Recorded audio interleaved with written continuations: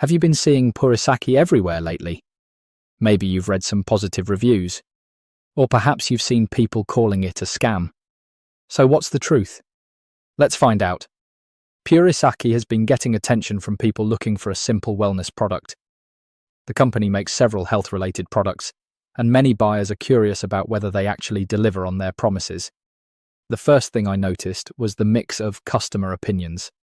Some users say they had a good experience. They liked the product quality, fast delivery, and simple instructions. Others, however, said they didn't notice much of a difference after using it. That isn't unusual. Wellness products often work differently from person to person. Your results can depend on your lifestyle, diet, and how consistently you use the product. I also looked at the company's website.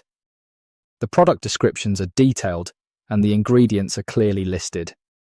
That's usually a good sign because transparency matters when buying health products online.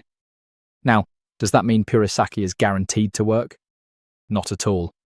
No supplement or wellness product can promise the same results for everyone. Be careful of any review claiming instant or miraculous effects. Another thing worth mentioning is customer support. Some buyers report smooth ordering and helpful service.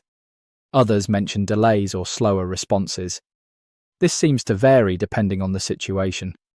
So, is Purisaki a scam? Based on the available information, it doesn't appear to be an outright scam.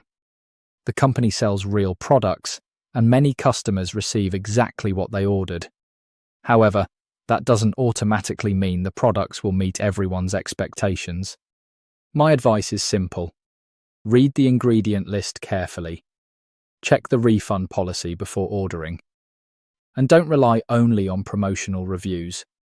Independent customer feedback can give you a more balanced picture. At the end of the day, Purisaki seems to be a legitimate brand, but your personal experience may be different from someone else's. Keeping realistic expectations is the best approach.